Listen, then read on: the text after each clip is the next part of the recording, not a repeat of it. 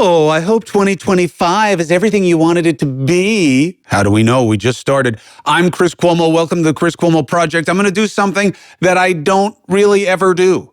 Make predictions about what we should be looking for better or worse, this year. What do you say? And I'm bringing in for the help with this segment, the one and only, the inimitable, the new daddy, Mr. Greg Ott. Not real name. My producer, here to help me along with predictions. He's got a ton. Real name, and I want to share with you, hey, I have a ton of predictions. One is, I predict that it is a new year right now, and the prediction has come true. Happy New Year. Wow, well done. What a clairvoyant, huh? Well done. Do you think you add to the brood this year, yes or no? Like the cicadas? The brood, the cicadas, the bugs? Yeah, talking about your family. No, they call the cicadas like when they're underground. That's like a brood of cicadas is when they emerge from the ground after a long slumber. The Ott brood. The Ott brood is staying put. It's not changing. There are no plans for expansion in 2025? No, there are no plans for expansion, period. Has this been run through the board of directors? The board of directors has been consulted, and this is signed, sealed, and delivered. I don't know about that. I'm sorry. Closed for business, for whether it's a child or a cicada. But I love both the child and the cicada we have living around right now. Cicada. Remember when we were so afraid about those? Very interesting thing to remember. Now we got drones and world wars and terror back on the rise. We used to be worried about those bugs and that all of the bumblebees were gone. You know, that actually... What happened to that? There's an insectarium, I think, in New Orleans that last year when the cicadas came out. They were cooking them, and you could go there and get like a cicada dish. Protein. Yeah, insect protein. So maybe that's a prediction. I'm not going to make that as a prediction, but like to kick things off, maybe people start eating more bugs in 2025. Well, I'll tell you something. We're doing it with our dogs. My wife, Christina, runs The Purist, which is this wellness as an ethos. So it's not like just matcha tea. It's, who made this shirt? And what kind of dye do they use? And do they hire people the right way? And so dog food. What are you giving your dog? I'm not into this whole human grade food for dogs. Like if you want to do that, that's fine, but it's really expensive and hard to store. For me, we found dry food. Oh, I don't want to feed it. Don't. Do whatever you want to do. But for us, I got 3 dogs. And we found this cricket-based dog food. They should actually advertise with us. They're called Jiminy Cricket. I'll say it for free. Are they really? Yeah. And I'll tell you what. The dogs don't go to the bathroom as much. Their weight has been very easy to maintain. And it's all based off what the serving recommendations were with the food on the back. And you know, the leaner the dog is, just like with us, the longer they'll live. So very important for us. One of our guys is getting up there. Where do you want to start with predictions? I would like you to walk us through, if you have 3 to 5 of your top predictions for what's going to come in 2025. This is going to be a big year. I mean, we have a new old president coming in. I'm looking at the Wikipedia breakdown of all the things. First of all, 2025 will be the first square year since 1936. What does that mean? 2025 is the square of 45. So mathematically, it's already like quite interesting. I would have never put any level of interest in that. This is Wikipedia. Anybody can write this, but I think it's pretty verified. So let me just kind of go. I don't do this. Okay, this is the opposite of what I do, right? Which is this is going on low information, high guess. I usually do high information, low guess. So first thing, okay, I've got a prediction. Number 1, the podscape is going to change, and the people who were at the top last year will not be at the top all of this year. So this is pertinent to the podcast. This is a podcast you're presumably watching or listening. Here's what has happened, okay? Now, money rushed into the pod space and tons of big and bad deals were made in the last 5 years. That money has dried up. There's an aphorism in investing. You never want to be first dollar in. First dollar in got killed. People were given a lot of money for their podcasts, and people have gone broke. They've been bad deals. Kind of like what happened when Sirius thought that having Howard Stern would make them like a household thing. Hasn't happened. Just made him really rich. But it's not like Sirius is everywhere now, right? They're just mainly in like rental cars. So the Podscape, it's true. second dollar in with the Podscape. With this election, people now know that you can get bang for your buck and you can get reach and resonance. And I'm telling you, on the right and on the anti-institutional side, you're going to do a lot better than Joe Rogan and his merry band of, cut rate comedians. And I'm not saying that those guys will disappear, but you're going to see better, bigger talent come in. Like what? A guy like a Bill Burr is going to get enticed into that space. A guy like Louis C.K. Bill Burr has a podcast. But I'm saying ramping it up, that there's going to be money that puts it into a sphere where he's sitting with major people, as opposed to it just being an and. That's what I'm saying. Instead of it just being like an and to what Bill Burr does, it's going to be his thing, okay? Stephen A. Smith is going to explode on the landscape of conversation, okay? And again, no disrespect to Rogan. You must give him his props for building a platform. Good for him. But now you're going to have better talent in that space, okay? And that is my first prediction. It's just to piggyback on that. This came out recently that more people are watching podcasts now on YouTube, and you've been doing this. This podcast dropped first on YouTube. You, from the beginning, were like, hey, let's put myself on. People want to see me and hear me. So it's like, one product in one. But it's the confluence is interesting to me of like, this thing you used to listen to, it's like, well, it's quite easy to get a setup, in your house like this and broadcast. Yes. In a very DIY way. And people are now, especially a lot of the YouTube stats are, more people are watching things on their televisions. And thus, you sit down and watch a show, it's kind of replacing talk shows. We talked about this before, but this is a... Prediction 1A is you will see mergers in stream platforms. I went to YouTube early because I believe video kills the radio star. People want to see more than they want to listen. I'm not telling you not to listen. Look, it's not my thing. I do an audiobook every now and then. I'd rather read, but I want to see. Why? Because I'm a visual learner, and you take so much more in from people when you're actually seeing them. Obviously, reading them, texts, you get the least context, the least feel. Hearing their voice, you get more, but seeing them and hearing them. So to me, it's a no-brainer. But what you will see, prediction 1A, is consolidation in platforms. Because the problem right now is there are too many different places that you have to go. And you need to monetize. And they are going to start buying each other up. I just started watching The Day of the Jackal on Peacock. Have you seen that? Holy shit, that is the music, the acting, that is a show. And I didn't watch the original Jackal, but I guess Richard Gere is like the Eddie Redmayne character. But it's kind of the thing, like back in the day, nobody was surprised by the movie you told them they should see, right? It'd be like, you should go see Gladiator 2, it's pretty good. Everybody knew that Gladiator 2 was a thing, and you had to go to the movies. Now, there's a really good chance that I've never heard a fucking word about Peacock. I don't have it. I haven't done it. There's a chance. And because you have so many outlets, okay? And some of the big ones are going to have their own. That's what they did. That was the first step. The next step will be that Peacock will buy some second tier or 3 or 4 streaming platforms and take all of their content. That's the next step. Well, the only reason I have Peacock is because my parents have cable television and I have their account. You ape it. Oh, I ape it big time. Yeah. My icon in there is the Boss Baby.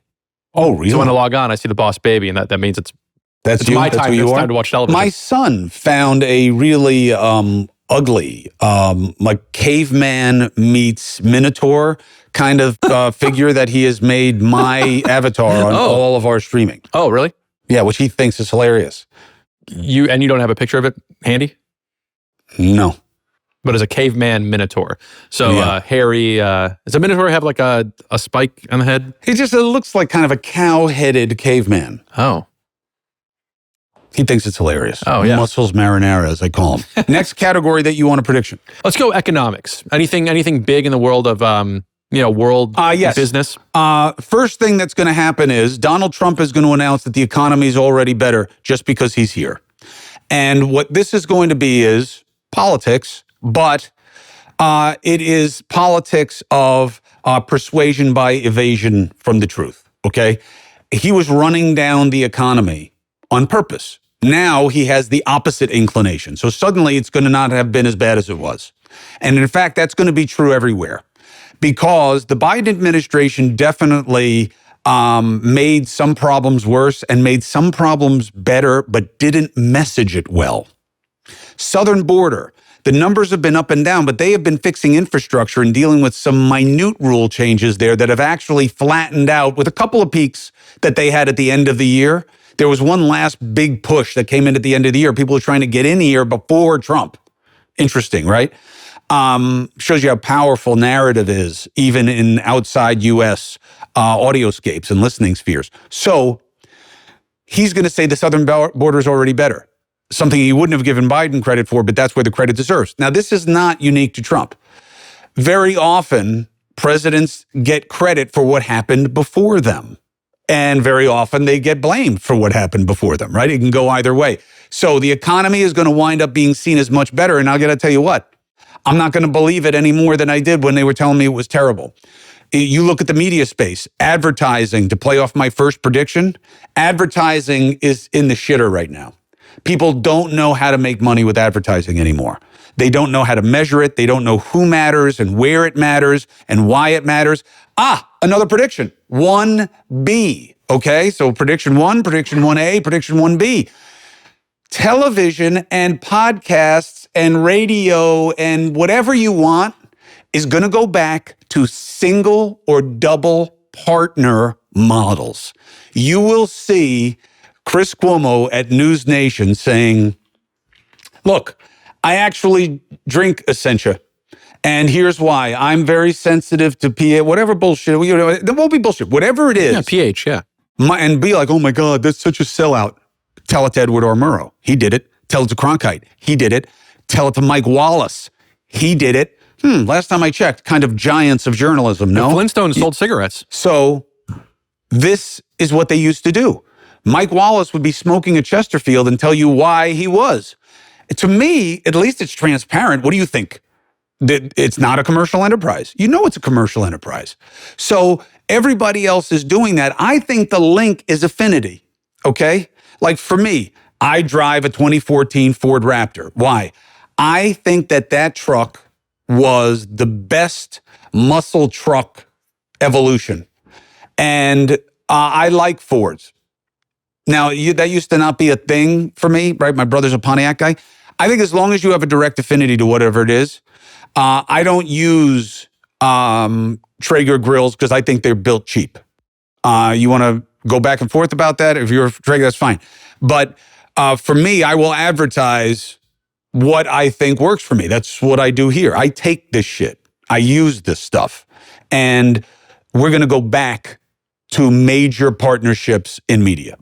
To your first point, I don't know if I'm sure you've seen this graph, but like about a week after the election, consumer sentiment index by party affiliation, it completely flipped. It went from Democrat to Republican.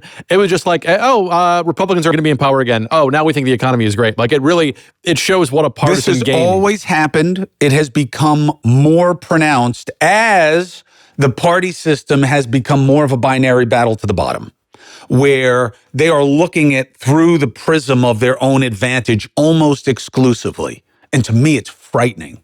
And these parties cannot be brought down in terms of their power and influence soon enough. And to the second point. Prediction number 2. Prediction number 2. Technically, it's really 5. Prediction number 2. We're not going to have a major election this year. We don't have a presidential election this year. You will see a continuation of independents outgrowing and outpacing Democrats and Republicans in national elections. This is the best news in my lifetime for our politics. This is the best news in my lifetime for our politics. The more of you decide, look, I'm going to go off critical thinking. I'm going to go off what works for me and mine. I'm going to go off what makes sense. I'm not going to compromise for some group that I don't give a shit about, and clearly they don't give a shit about me. The better it is for this country. You're not going to get rid of the party system. I don't think so. Not anytime soon. I don't even think you're going to get a real third party anytime soon. But I do think the more independence there is, and the more independence there are, okay, so like independence from, and then independence, ENCE versus ENTS, as a number, the less influence they'll have, at least in the primary system, We've got to move towards rank choice and open primaries. I know, but that would screw the parties. Fuck the parties. You need more moderate candidates. That's how you get them. The primaries is where we all get screwed because they play to a magnified minority that comes out to vote, and you get the most extreme people because they have the most ardent supporters. Prediction number 2.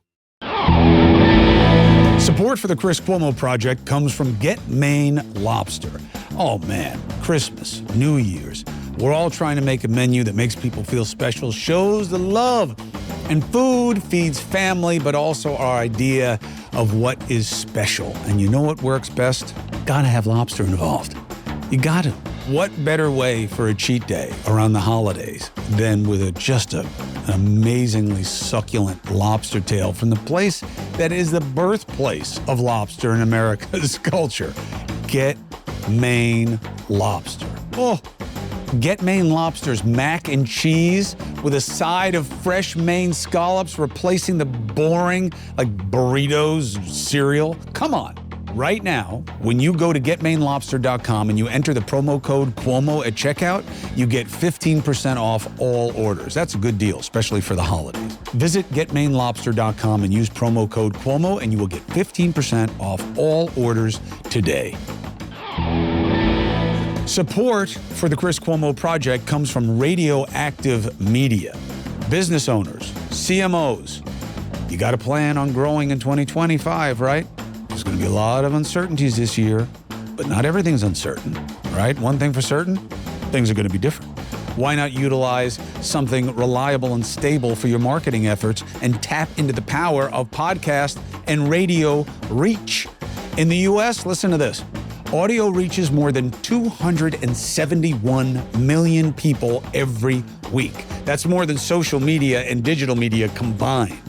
My friends at RadioActive Media know the recipe to launch, optimize, and scale performance by building compelling audio campaigns which actually work. Their personal approach, knowledge of the medium, is unparalleled. They believe in the power of radio so much they even use it themselves right here, right now. Text my first name, CHRIS, to 511-511. Just text Chris to 511-511 or go on the web at radioactivemedia.com. Text rates may apply. Let's go back to politics. You talked about independents, what they might do this year. I'm wondering if you kind of give me a prediction on just the Democrats in general and the Republicans in general. With the Republicans, Trump is really spraying a lot of stuff out there. I've been reading everything from he wants to privatize the postal service, and then you got Doge working on stuff. And then the Democrats are all over the place. So I'd love to see your just state of play or where you see each party going in 2025. Trump's play is going to be obvious. Everything is better than it was before, and he's going to use what was happening under Biden, who did not message it well, to his own advantage. That's politics. His talk is not going to match his walk. And that's not a surprise in politics, so people aren't going to be offended. The Democrats have to be very careful not to overplay the significance of that. And instead, ignore Trump's shortfalls and fill in the spaces of opportunity. And my prediction is that the big opportunity, perversely, is going to be in line with who was just targeted by the assassin. Meaning, the problem with disconnect in our society is cost structure. Stock market's doing really well. Inflation is on the way down. Right. There are plenty of indices, metrics to point out, but the cost structure of living, the cost of living is too high. And it's because we allow the providers to make much more money than anybody else ever can. And it plays to their advantage more than everybody else's. Now, part of that is capitalism, but part of that requires correction also. And my prediction is that Democrats are going to start targeting the cost structure. What does that mean? Well, who makes our food expensive and why? How much of it is about what is in it? How much are our drugs and why? And what is Big Pharma making and how? Why is insurance such a big and looming boogeyman everywhere in your life? Your health insurance, your house insurance, your car insurance, Pet your insurance. co-op insurance, your pet insurance. Everything's going up, up, up, up, up. Why? And why do they just get to keep making money hand over fist? Target the right bad guys. My prediction, not Trump, not his band of merry men, and that they're all would-be dictators. Leave it alone. Find the shortfalls in his own success and pick on the right bad guys. That's my prediction. You go after the right bad guys, you get back in touch with how people feel. And then what about with tech? Trump has been going back and forth on, he was the one who started the TikTok ban, then he wanted to walk it back, and now he's meeting with the guy, and who knows where this is going to land, by the time he's actually president. But I believe the ban is supposed to go into effect the day before he takes office.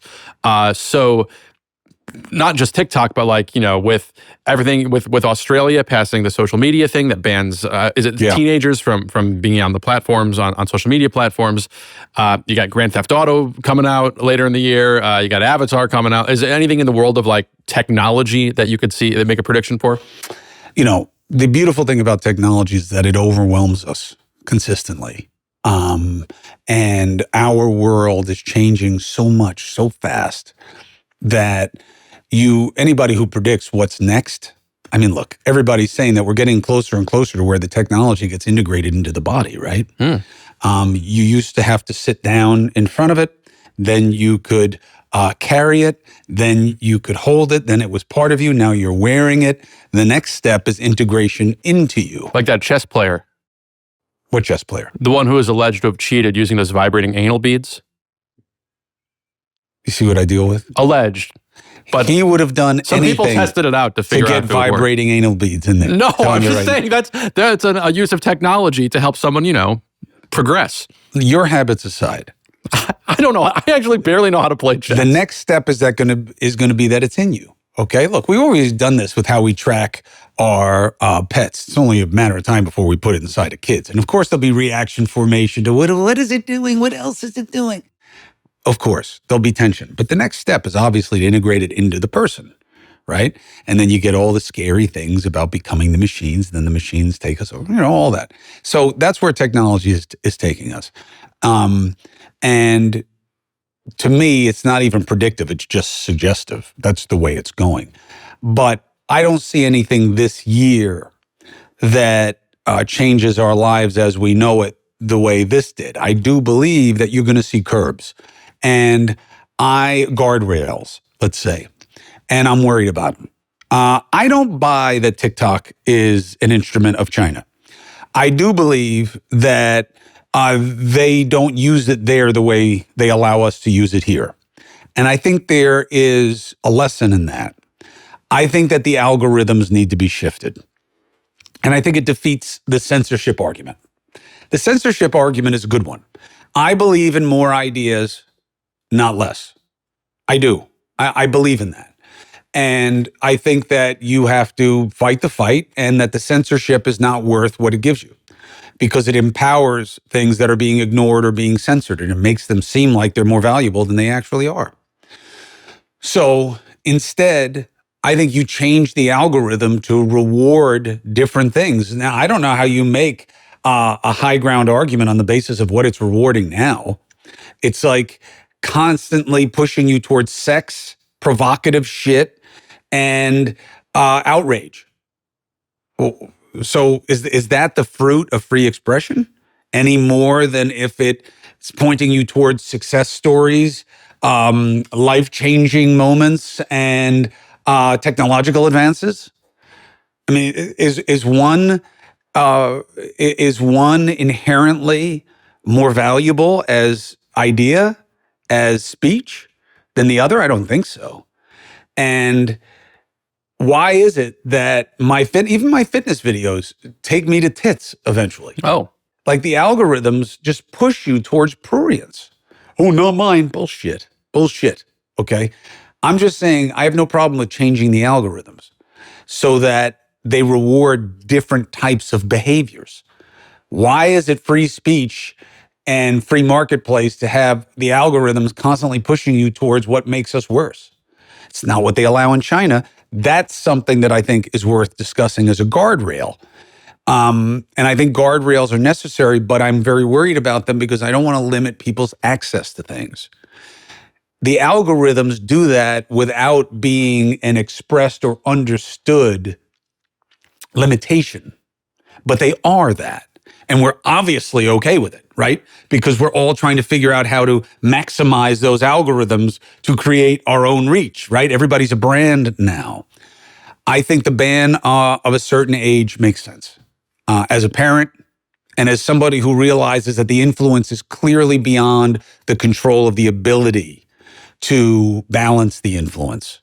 And yes, my parents felt the same way about television, but it was not like this. And I just don't see the positive yield.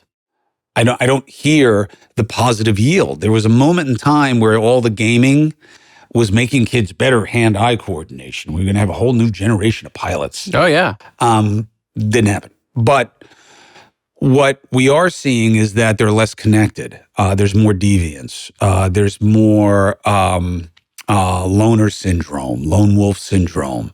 And there's disconnection. You know, the internet was supposed to connect the world. Instead, it's made everybody individual silos within it. So we got something wrong here, and there's a need for correction. With regard to Mr. Musk's purchase of Twitter, I believe it's called the letter X now. What's it called? The letter X. Oh, yeah. Yeah, he likes this letter, so he puts it in everything. I don't get it, but I mean, there's so many cool letters out there. Everybody's saying, or a lot of people are saying that it played a huge role in the past election, but there are charts that show the number of active users going down. It's been going down precipitously since he bought it. It's not as wide. It's never been a major platform. It's very popular among journalists and media people, but it's never been one of the biggest social media networks. It's a big one, but it's not the largest. What's the largest? It's probably Facebook or Instagram. It's interesting because X gets all the hype. Because that's where, I mean, for years, it was the fertile ground of like, journalists and people in media are posting here live. You can actively react to things in real time. And it was, you would have like a municipal service set up to publish an alert of like, hey, the weather, things like that. Now it's all on Twitter. Well, it's all on Twitter, but what's happening is like, NPR going, hey, we're not going to publish here anymore because we don't like the platform. That's only a few lefty outlets and they'll come back. Well, unless there's something better. And Blue Sky and Threads don't seem to really be getting the traction. Threads has that artificial force multiplier because everyone who's on Instagram is on Threads. Right. That's not really kosher. The only reason I'm bringing this up is I'm wondering, to your point about algorithms, Threads specifically does not show people political or news content. You actually have to go into your settings to say, yes, I would like to see political stuff. But the app is so strange because it's all just like things people were talking about 2 or 3 days ago as soon as you log on. And a lot of it, if you follow politics, you get some of it. For the most part, it's these like strange old conversations. It's lagged. And I'm wondering if you see anything in that scope changing, especially with like, all these CEOs going over to Mr. Trump and saying, we're sorry. Okay, we're going to give you some money for the inauguration and kind of capitulating a little early on. Like, do you see anything trending in that direction from an algorithmic perspective, as in like, we're going to keep flushing news down the toilet online because we really don't want to promote this. We know it's hot water. We know we keep having to pay out of our ass for it. We don't want to invite the bad attention. We just want to avoid this altogether. Do you think Threads is almost like a canary in the coal mine of like more of these platforms are going to say less, while Twitter, stakes out its claim as the right-wing version of all this other stuff and blasts out their, not outright propaganda, but certainly right-wing positive messaging on so many fronts. I can't point to anything in American culture that has become controlled by the demand for less. Can you? Everything seems to be in the direction of more. Some say less is more. More media. Well, depends on the quality of it, right? So more media, more outlets, more variety. Now, do you get this paradox of within the growth, a sameness that becomes pervasive? Yes. To my point, outrage, sex, everything salacious is what gets you these things. And you see it even in digital media, Call Me Daddy, and all of these things, that anything that's sex related blows up. So even though you have more, what works is less.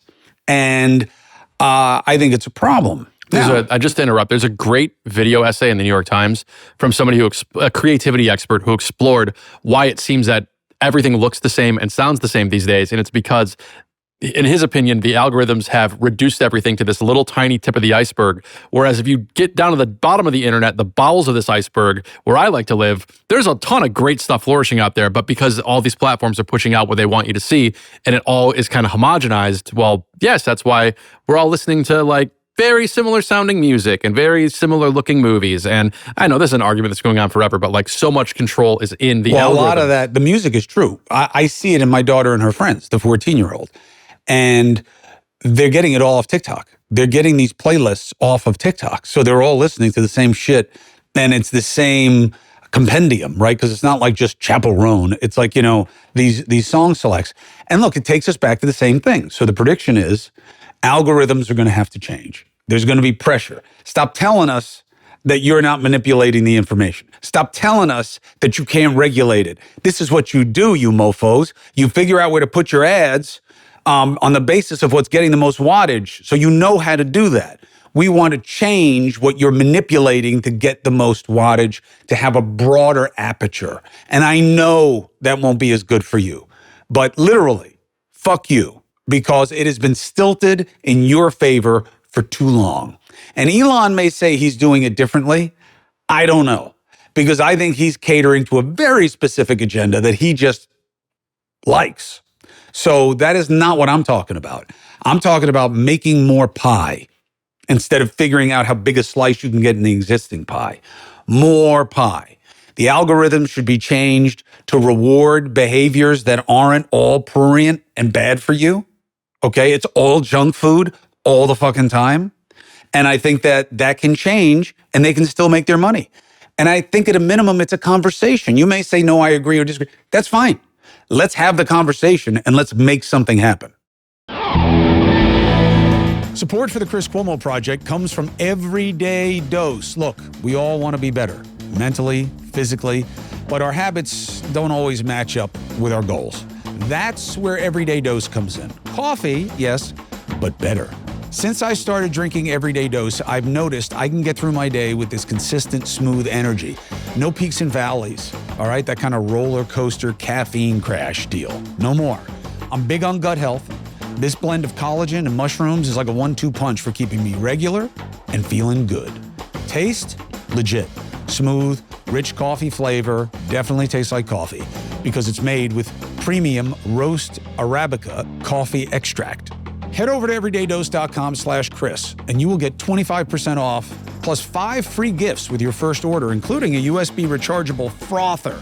Very important. Changes the drinking experience. Trust me. Every month after you get additional amazing free gifts with your order, just because you're now part of the team. Every month, you're going to get additional amazing free gifts. Go to everydaydose.com/Chris and you'll get 25% off plus 5 free gifts with your first order. Support for the Chris Cuomo Project comes from Cozy Earth. Look, your resolutions got to include getting better rest. Cozy Earth helps. There's a reason that it's got best-selling bedding. Here's what I like about it. There's technology in the textile. When it's cold, it helps keep you warm. When it's warm, it does help keep you cool. How? I don't know. And I actually researched it and I still don't get it, but it doesn't matter because they know how to do it at Cozy Earth. I like to be responsible about my purchases. And I do like to feel that what I'm doing may help make something I care about a little bit better. They're using bamboo, not the materials that textile companies usually do. And bamboo is highly sustainable. It's not doing anything bad to anything. And it's fast and it's easy for them to use. A better year starts with better sleep. Wrap yourself in Cozy Earth. Please don't wait. Head to CozyEarth.com/Chris. Use my exclusive code Chris, up to 40% off. How amazing is that? CozyEarth.com/Chris. If you get a post-purchase survey, please say you heard about Cozy Earth from the Chris Cuomo Project podcast. You guys send me the comments saying thanks. You love the stuff. Tell them. Okay, we did a little bit of politics, we did a little bit of economics, we did some entertainment. Any wild cards out there? Something that isn't on somebody's mind, or like something that isn't top of mind right now that might, like, not like a volcano erupting, but something that isn't headline news right now that nobody's paying attention to that you might think. One, Bills win the Super Bowl. Well, OJ's dead. Yes. Two, war in Israel doesn't end. Oh, really? You think it's okay. Three, Trump can't negotiate a settlement to Russia and Ukraine, and it gets uglier before it gets better. Those, I'm actually very surprised by those. So am I. And I hope I'm wrong. Oh. Not about the Bills, but I hope I'm wrong. And I will so why am I saying it? What just happened in Syria, I cannot believe that, one, you don't care, but whatever. The idea that this guy Jelani and his merry band of men that just went in there are not going to become extreme Islamists strains credulity. Well, but they're not flying the flag right now. I know. But everything about them reeks of not wanting a democracy. They just want influence over the people. And I think you're going to have a new and worse actor in the region after Assad. And look, Assad was a bad guy who did bad things to his people. I'm not saying he isn't. I'm just saying he wasn't alone in that, and he was a stable one. These guys are going to be unstable, and they're going to be really open to influence because they're going to be broke. So that is going to add to Israel's woes. And I think Bibi Netanyahu has changed people's feelings in Israel about him. Almost unheard of. He was the wrong leader at the wrong time. Many there were arguing. Now it's starting to shift. Why? They are in straight war mode. Ukraine is getting exhausted. They're running out of people. They're running out of will. They're starting to listen to everybody trashing Zelensky as part of the problem. He will be pushed to hold elections. I guess these are more predictions. I don't believe that that's going to be true in Israel. I do believe it's going to be true in Ukraine. And I think Israel is going to hunker down and say, we need to kill these mofos once and for all, because otherwise this is like Groundhog Day for us and it's got to end. And I think Trump is going to have a really hard time negotiating that because his lack of sophistication, his lack of gravitas is going to loom large there with Bibi Netanyahu and the regional players. Similarly, I think that the idea that he can get Putin to do anything is so naive. And this is now Putin's legacy. And it's a situation that, to be honest, Trump couldn't give two shits about. It worked for him as a cudgel in the election. Too much money to Ukraine. Zelensky's a bad guy. Remember, there's one reason Trump thinks Zelensky is a bad guy, because of that phone call that got him in trouble. Perfect phone call. That's the only thing he's got going. Remember, who did Zelensky replace? A Russian puppet. They voted him in, 2 rounds of voting, for change. So is Ukraine corrupt? Yeah. Distinguishing themselves in that way, yes. But Zelensky wasn't part of the kleptocracy or the kakistocracy. He was a change agent. How well has he done? I don't know. We'll see in the next elections. But that is a false narrative that Trump used out of convenience. Now you're going to need gravitas. You're going to need intelligence. You're going to need sophistication. You're going to need, you're dealing with really old, established cultures and players here. And I think he's going to be way out of his depth. And I hope that I'm wrong, because we need these conflicts to end. To wrap this up, we start with some sort of personal predictions you tried to get out of me about my brood of cicadas or whatever. Do you have any personal predictions for yourself for 2025, like a mustache or an earring? Or if I could grow anything other than pathetic facial hair, I would have a full beard and mustache. Really? 100%. I am the guy who should, my other producer here, Amrish, literally looks like Captain Caveman. He should not have that beard. I should. Now, it's in part cultural for him, not just aesthetic. Come over here, Amrish. He's very handsome. And I love him. And I love how the team has come together. I mean, he's a beautiful guy. He's a smart guy. He's a talented guy. He's more of an audio producer. Yeah, he's not a framer. He's an audio engineer, so I have to... Amrish is into music and he's into tech and he's in all these things. He's beautiful. But I should have this. This should be on my face. I am manly. He is a Renaissance man. You know what I'm saying? He's artistic and he's all these other things and creative and sensitive. I am a caveman. I should have a big, thick beard. I wouldn't wear it like his because ethnically it wouldn't match my people the way it does his. But I would want a beard and a mustache. Wow. Sadly, though, there is zero predictive about this because unless Amrish decides to take part of his face and put it on mine, well, why don't you go to Turkey? Everybody's doing those like turkey hair transplants. Yeah, I know. They look great, too. Yeah, they do. They look fucking terrible. Oh, come on. They look like doll heads. Oh, please. It's terrible. Don't do that. Just look Unless online. you want to, hey, your body, your choice. Do whatever you want. No, bad choice. Bad choice. So personally for me, I am going the wrong way on my health. My long COVID is not great because I'm not doing the things I need to be doing. So I am under the weather on a regular basis. And it sucks. My face is hot on a regular basis. People keep saying, well, but you look great. You're getting tan somewhere. No, I'm not. I'm flushed from long COVID. It's histamine response. And I'm working with Dr. Rob, but God bless her. It's not her fault. I don't do the shit she wants me to do. Why? I have to work this year on caring about my happiness more.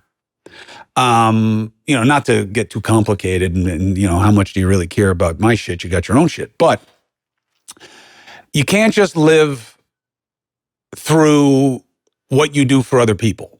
Because what happens is you wind up acting out and you wind up having negative behaviors and exaggerated indulgences to kind of offset the imbalance. And that's a mistake. Or it's been a mistake for me in the past. And I have to focus more on my happy and what brings me pleasure and what makes me feel better health-wise. I got to work on it. So I'm doing it. I also am going to have some big stuff this year. We're going to have our oldest graduate from college. We're going to have our youngest probably make a decision to go away to school, which is basically like having all my kids gone. Wow. So, because Muscles Marinaras, in school overseas, so they will all be gone. And that will be really, really big change. Also, I think my wife is going to have a couple of big moves in business also this year that I'll have to accommodate. She's actually like a real boss lady, as opposed to like me being like a cog in the media machine. She like runs a business. So those are all big things to me personally. But there's a lot of personal development that needs to be done this year. And I have to find new ways to grow in the new environment that we're in politically and socially, to grow the podcast, to grow News Nation, because it's all about reach, right? You got the 3 R's in communication. Reach, which is going to be a function of how resonant or relevant you are, right? And that goes to like what the algorithms reward, which doesn't work in my favor. And then you get revenue, which is how you monetize what you do and what you do with that revenue, which I also think is a big part of the equation that no one ever talks about in the media. What do you do with your money? What are you doing with it? Like, Joe Rogan, they just paid you $1 gazillion. What does he do with it? Oh, well, that's his business. I don't know, is it? Everybody is actually contributing to what they pay him, right? By subscribing to Spotify, right? So same thing here. That's why I tell you what I use revenue for. I'm not trying to like impress you. I'm just being transparent. That's where we're helping people get long COVID treatment. That's why I want more of you to subscribe. I'm not impressed by the $60 a year. And I know that for some of you, that's a lot of money. I get it. But I think for a lot of you, it's not a lot of money. And you spend that or more in like 8 or 9 things that you probably forgot about. So I'm just talking about it as a value proposition. And I think that that's something also that I'm going to be working on this year, is to kind of have people understand that they're part of something with me. That's why the pod is called The Project, because it's working on something together.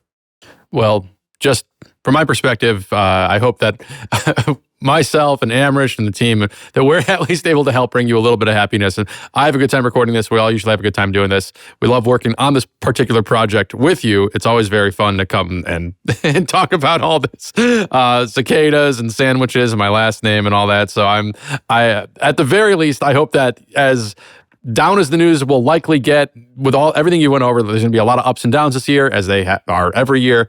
But I don't know. I hope that you can find a little pocket of joy in coming to your own apartment to pay to shoot your own thing that you release to these hundreds of thousands of people. I literally pay to have friends. I pay my friends. I definitely have joy. I want to work on having more joy. And one of the things that I have going for me is that I get to do what matters most to me with people I love doing it with. And that has not always been the case, and it certainly is not usually the case. But it is here. I got these two guys here and the rest of the Rabbit Grin team that produces for us. And I got Dusty and the team at News Nation. I've never been better set up for success. So that is all highly predictive of good things to come. Let's sing the New Year's song. Should all acquaintance be I never liked forgot it. and never brought to mind? Should all acquaintance be forgotten in days of Auld Lang Syne? What does Auld Lang Syne mean again? In the English-speaking world, it is traditionally sung to bid farewell to the old year at the stroke of midnight. But what does it mean, Auld Lang Syne? Long, long ago. See? Old, long since. Times long past. Days gone by. Old times. For the sake of old times. Sounds like a Green Day song, really. I love Green Day. Me too. I guess it's over now. All right, wrap it up.